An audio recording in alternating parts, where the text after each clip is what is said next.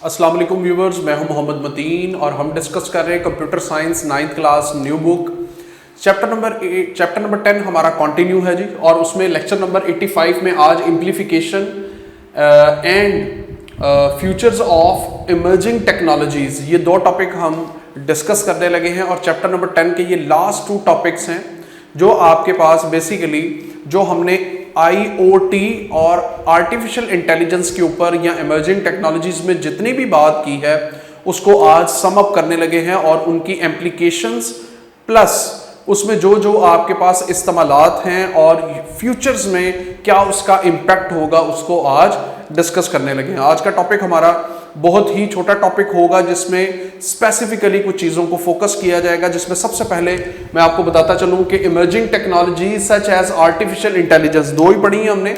एक हमने पढ़ी है artificial intelligence AI and internet of things are rapidly transforming various aspect of life.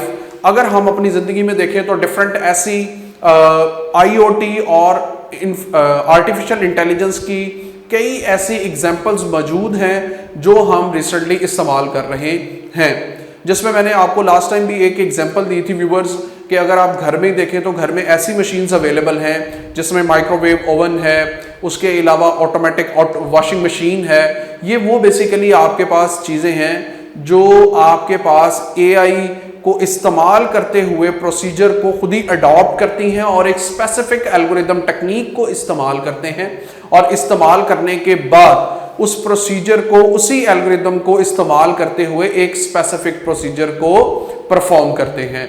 तो आज हम इन्हीं के रिलेटेड एक जो चीज पढ़ेंगे वो है हमारे पास रिस्क चैलेंजेस, यानी कि इमर्जिंग टेक्नोलॉजीज में दो चीजों को हम फोकस करेंगे। एक है रिस्क चैलेंजेस।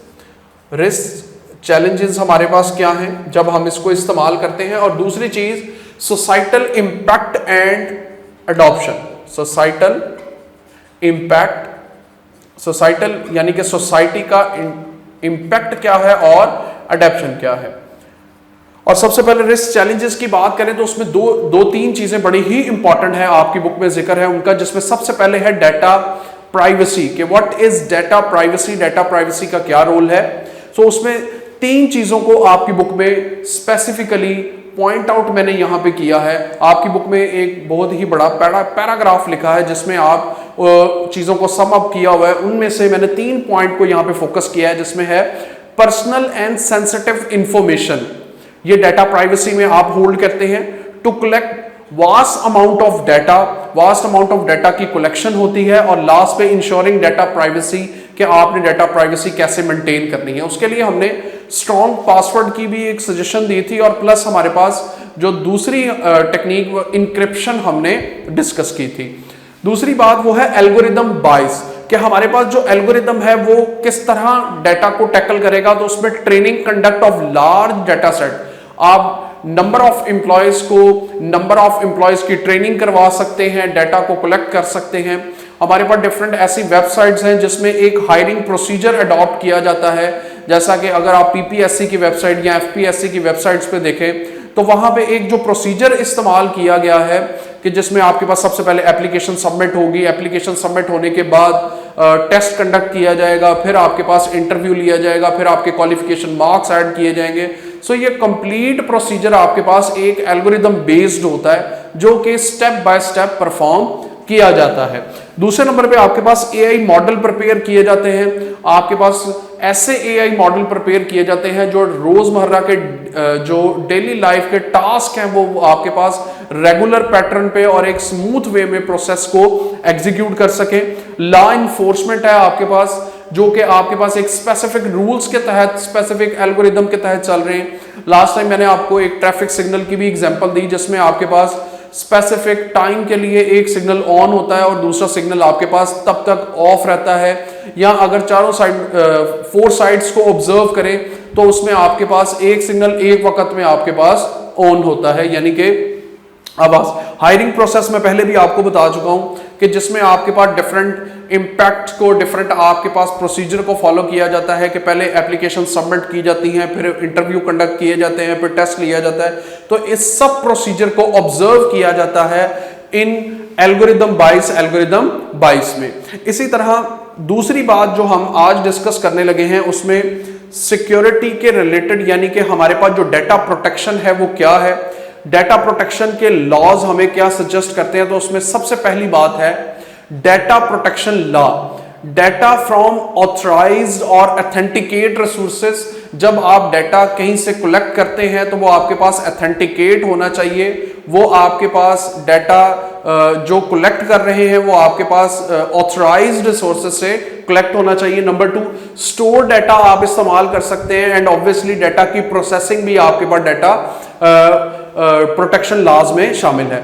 एथिकल गाइडलाइंस की बात करते हैं तो डाटा आपके पास ट्रांसपेरेंट डाटा होना चाहिए, उसकी अकाउंटेबिलिटी इज वेरी इंपॉर्टेंट। और डिफरेंट ऑर्गेनाइजेशंस हैं जो डाटा की ऑथराइजेशन को चेक करते हैं, जैसा कि एक ऑर्गेनाइजेशन जो बड़ी ही इंपॉर्टेंट है जिसको डीजर स्टैंडर्ड्स में शामिल किया जाता है वो हमारे पास IEEE, और इसी तरह हमारे पास ISO। IEEE का मतलब है international engineering electronics and electrical, और इसी तरह मैंने दूसरा जो आपको बताया ISO इंटरनेशनल स्टैंडर्ड ऑर्गेनाइजेशन 9000, 9001। इस तरह की आपके पास ये बेसिकली ऑर्गेनाइजेशंस हैं जो आपके पास एथिकल गाइडलाइंस को चेक करने के लिए इस्तेमाल की जाती है। इसी तरह हमारे पास 22 स्टैंडर्ड्स को चेक करने के लिए guidelines for the diverse data collection और guidelines for representative data collection. ये दोनों चीजें आपके पास 22 मिटिगेशन स्टैंडर्ड्स में शामिल हैं, जिसमें आपके पास गाइडलाइंस को मद्देनजर रखते हुए डाटा की कलेक्शन की जाती है। उसके बाद सोसाइटी के अंदर इसका क्या रोल है। सोसाइटी के अंदर अगर हम डिफरेंट चीज़ों को ऑब्जर्व करें तो ये कैसे आपके पास रोल प्ले करती हैं। तो पहले भी आपको बताया कि हमारे पास जो कार की एग्जांपल दी गई है, सेल्फ ड्रिवन कार, उसके अलावा घर में जो आपके पास डिफरेंट इंस्ट्रूमेंट्स इस्तेमाल किए जा रहे हैं, वो जितने भी आपके पास इंस्ट्रूमेंट्स हैं उसमें ज़्यादातर जो इंस्ट्रूमेंट हैं वो सारे के सारे AI बेस्ड हैं, जिसमें आपके पास डिफरेंट चीज़ों की मैन्युफैक्चरिंग है या कुकिंग का आपके पास प्रोसीजर है या कुछ और, आप जिस तरह के एजुकेशन में स्मार्ट बोर्ड इस्तेमाल किए जा रहे हैं, रोबोटिक्स का इस्तेमाल किया जा रहा है। These are the basically famous example. Societal में इम्पैक्ट इसका क्या है, डेली लाइफ में आप डिफरेंट मशीन्स के साथ इंटरेक्ट करते हैं। वर्क इन्वायरमेंट जिसमें आपके पास डिफरेंट गैजेट्स के थ्रू आप अपना वर्क इन्वायरमेंट को कंट्रोल करते हैं, डिफरेंट गैजेट्स को इस्तेमाल करके, जिसमें लैपटॉप है या डिफरेंट मशीन्स हैं। उसके अलावा सोसाइटी एट लार्ज, सोसाइटी में देखें तो ऐसी कई मशीन्स हैं जो हम इस्तेमाल करते हैं और IoT और आर्टिफिशियल इंटेलिजेंस में इसका इस्तेमाल करते हैं। आज के टॉपिक के अंदर जो ज़्यादा चीज़ें फोकस करने वाली हैं वो सिर्फ और सिर्फ आपके पास कि रिस्क चैलेंजेस क्या हैं, जिसमें डाटा प्राइवेसी और एल्गोरिदम बाइज्ड है। इन दो चीज़ों को बोर्ड में शॉर्ट क्वेश्चन के तौर पे पूछा जा सकता है। और इसमें एक चीज़ जो ये है एथिकल कंसिडरेशन, जिसमें 3 चीज़ें मैंने पॉइंट आउट की हैं, ट्रांसपेरेंसी, अकाउंटेबिलिटी और IEEE इंटरनेशनल इंजीनियरिंग, जिसमें इलेक्ट्रिकल और इलेक्ट्रॉनिक्स चीज़ों को ऑब्जर्व किया जाता है। तो व्यूअर्स, चैप्टर नंबर 10 यहाँ पे हमारे पास ख़त्म हुआ, जिसमें हमने इमर्जिंग टेक्नोलॉजीज़ में आर्टिफिशियल इंटेलिजेंस और IoT को डिटेल से डिस्कस किया, जिसमें हमारे पास कंपोनेंट्स ऑफ इमर्जिंग टेक्नोलॉजीज़ यानी कि इंटरनेट ऑफ थिंग्स के इंपॉर्टेंट कंपोनेंट्स क्या हैं।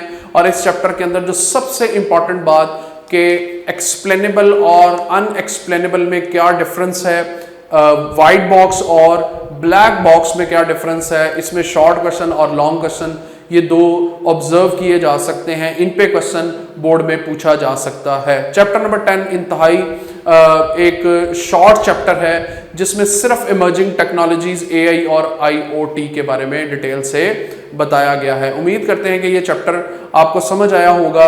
इसमें जो हमने IoT और आर्टिफिशियल इंटेलिजेंस को विद डिफरेंट एप्लीकेशंस के साथ और वाइट बॉक्स और ब्लैक बॉक्स को डिस्कस किया है, ये आपके पास इस चैप्टर की खसूसियात में से एक नुमाया खसूसी